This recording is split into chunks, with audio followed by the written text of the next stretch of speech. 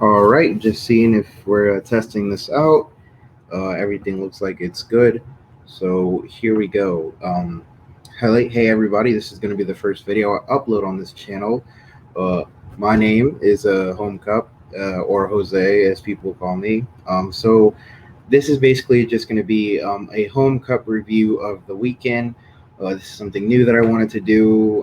Try and communicate more with the small audience that I have, even though I appreciate everyone that follows or subscribes to this channel. So this weekend was the Brickyard 400 for the Home Cup. Uh, so this is the first race where I decided to use track pieces, and so for the last for season one through right now, I've been using really just doing races on my floor. And honestly, I'm not a big fan of that. Just the scenery, I can tell it can get pretty bland. So I just stole some wood from work because wood's pretty expensive right now and it's kind of ridiculous. So stole some wood, painted them up, and so here we go. We're just gonna review the weekend that we had. We're also gonna have Mike Fob on later. He was the winner of this race. So basically, we can see here we had a practice one. Nick Redfield, winner of the Home Cup Indy Series 5 Indy 500. He continued his dominance and secured P1 at first practice. Later that day was free practice two. Kyle Kajigal, sorry for pronouncing that wrong, got led in that practice. We had Sean White there, who had a top five last at Indy, defending Brickyard winner. Stan Earnhardt finished sixth in that practice, and we could also see some of the Mercedes were creeping up in the top 10 as well. So, of course, free practice three, we had Nick Redfield also dominate that practice. With him and Mike Fob were the only two to hit sub 48 time lapse in free practice three, which brought us into qualifying later that day. And the man, the myth, the legend himself, Mike Fob, stole pole from Nick Redfield by, you can see the percentage right here, the time he barely beat him. Also, we had Sawyer Price starting third. He's a up-and-coming rookie. He just recently started showing results. And starting P3, we have Dodge Matthew Layers starting P4. Alexis starting P5. We had a lot of the Mercs up here in the top 10 as well. Jack and Chase also in the top 10. So basic summary of the race. Here you can see the wood. I think it looks great for an initial start. But so green flags out. You can see Mike got off to a great start. Later in these are just race highlights. So later in that race, John, the driver of the number 29, got a little loose or got into the 65 of Drake Cotilia. They were out, as you can see right here. Kyle with a great save into pit lane. Everything was all good after that. We went back to green with around six, 7 laps to go. See, the restarts were getting crazy in the back here. And then we saw the rookie Sawyer Price really make moves along with Jack Kilduff here in the back. The Mercs, but you can see the Mercs, they were lined up together. We saw a battle with the Mercs versus the Toyotas. So here's where later in that race, probably like 2 laps later, we saw Sawyer and Jack team up together and pass the Mercedes by themselves on raw pace alone. But then again, they were not hooked up yet.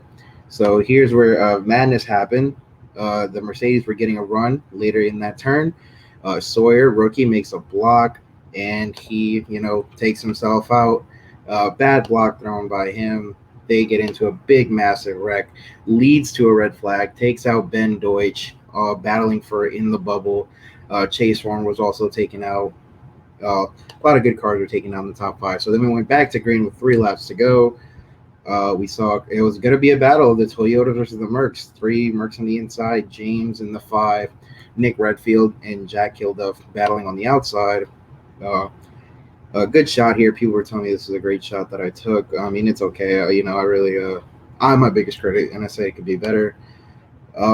White flag was out. It was really just a battle between these 2 top lanes. Big battles right here. Kyle making great moves. He was driver of the day, actually, for Indy. Felipe also trying to make moves on the inside. See, they got 3 wide here. James got shuffled out here. coming. I think this is turn three. So, and then that's it. We out of turn four. We saw Jack and Nick try and battle it out, uh, battle those Mercedes, but they won with Mike Fob edging out the win there. And here it is. He's burning it down. Here are the results. Key results here. Mike Fob obviously wins, builds his points lead even higher over Felipe Ford. Jack Kilduff second. Britain, his one of his best results of the season. So yeah, Kyle driver of the day. He rose from like 39th all the way to ninth. Great result by him.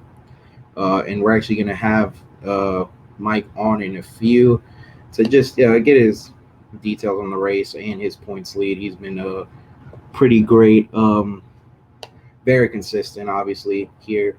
So just gonna wait for him to join up here. We also unveiled the new logo for season five this week, our anniversary logo, made by Corey. So here, gonna have Mike on the stream. Sup, Mike? I'm gonna let him introduce himself. See if he can hear me. Everything's all right. Yeah, I can hear you. How's everybody doing? My name is Mike Scievo. I'm the driver of the number 44 Paint Scheme Stalker car, and I also own Mike Fob Racing. So, Mike, as of course you won last week at the Brickyard 400. You had to fight off the Toyotas of Jack Kilduff and Nick Redfield. How is that? Obviously, you guys had more pace in the cars there, but obviously they put up a great battle. How is those last couple laps? Yeah, it was very nerve wracking. It kind of reminded me of a race at like Daytona or Talladega, the way we were like drafting and blocking each other. But overall, I mean, I'm just very proud of my teammates. That I want to thank them for helping me out a lot. Britton and Ben, they were really helping me towards the end, and then that stupid block took Ben out, which that really sucked. That scared me. And Yeah, we're actually going to talk about that. Obviously he is a rookie. Sawyer Price made a really bad block. Just want to get your comments on that wreck or what he could have done better. There, it was obviously really questionable and took out a lot of good cars. yeah, I just want to mention that he was saying to me that if I block, they're not going to lift for me, but he blocked, so and I didn't lift, so That is what he get. Hopefully, he can learn from those mistakes and hopefully make wiser choices in the future. yeah. Um, so also, your owner driver, your driver Britain, had a very fantastic running in the Brickyard 400. Any mentions on him, or what do you have to say about his performance so far in the season? I personally think he's done great. I mean, he's definitely been a sleeper pick for a lot of races that he's in. He starts at the back a lot, and then he just works his way up, which is awesome to see, especially from such a talented rookie. And I can't wait to see him in the future. Hopefully, get some wins one day. Now, recently you had a second driver picked up for that O2 car. If you want to elaborate, or can you tell what exactly happened with I Spy Cam? What we heard that he's not driving that car anymore. If you want to elaborate on that, or if you can. Yeah, he just had a lot of problems like making it to the race because of a lot of scheduling conflicts. And he just texted me and he was like, "Yo, I can't drive this car anymore. I got, you know, a lot of stuff that's going on with like scheduling errors." And I completely understood and supported his decision, especially with a series that takes a lot of activity like this one. So I'm glad that he told me, and I wish him best of luck in the future.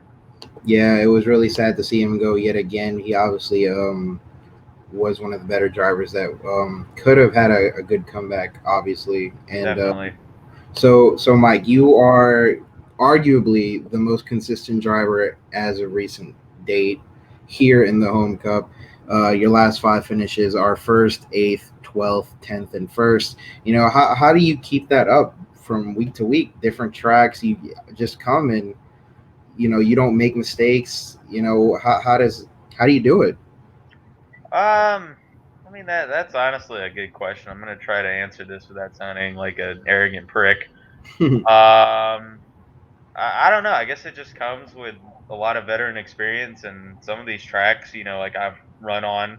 in other series, and it just comes naturally to me, I guess. And we got that Mercedes power to give us a lot of speed, so that's, I guess, how it happens. Obviously, you have been a member since season one, the Yes. season three champion. So obviously, you are a threat week in and week out. You have built a comfortable, around 52-point gap over second place driver Felipe Ford. We have Bristol coming up. That could, you guys have a good short track program. How do you see Bristol for you in the Mercedes camp? Um, we really just gotta try to stay out of trouble. I mean, with Bristol being, just such a hard track and very tight track. It's easy to get wrecked here. We just gotta keep doing what we've been doing. Just stay on our best behavior, best track racing, whatever, and just try not to get caught up in any stupid crap.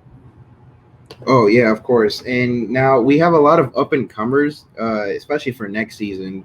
Rookie Jack Kilduff. Obviously, he's a little controversial off the track, but he has shown that he can. He is sort of a wheelman, and he is third in points. Arguably one of our better rookies this season. Any comments on him? Obviously on the track, off the track, we don't have to discuss that because he is a bit of he is a bit of a controversial figure. Yes, I mean, all I really gotta say is, he's a good driver. I mean, that's basically it. I'm just trying to focus on right now, just trying to keep this points lead because Felipe is definitely a force to be reckoned with as well. So really, I'm just trying to keep the points lead, but he is a good driver.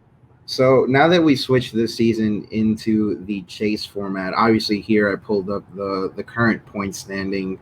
You can see that you are clearly in first place, and how do you feel that there are now 10 drivers fighting for a spot instead of the usual 16 that we did have for season 1 through 3? I think it's great, and I think that the real life format should at least do something somewhat similar to this. But I'm not going to get into how I feel about the real life format. But Oh yeah, that's that can take up a whole video in itself, obviously. oh yeah, but yeah, I'm really excited to see how this format goes, and I think that these drivers are definitely the best in the series, and they deserve it. Okay, so I mean, last thing that we have, we did reveal the season five schedule along with the season five logo here. So new tracks that we are going to are the Jefferson Dirt Road Course from the Heat games. We are going to the Red Bull Ring in Austria. And we're going to both Nashville tracks. Just want to get your thoughts on the season five schedule. Just any races that you have in mind. Um, just trying to see what you got. Yeah, I'm really excited for this season. The schedule looks really good. I think I'm really interested to see Jefferson in real life. That should be fairly interesting. So yeah, I don't think I have too much to say after that. I really appreciate you joining the stream. Obviously, you've been obviously the best home cup driver as of late, and hopefully can bring another championship home. We'll see what happens.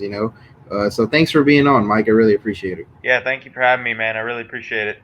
All right, and that's going to wrap up the first episode of Home Cup Hub. We will talk about the Bristol preview. I'll see who I'll have on for that. And that's pretty much it. I really appreciate Mike for being on, and thank you for everyone for listening. Thank you so much.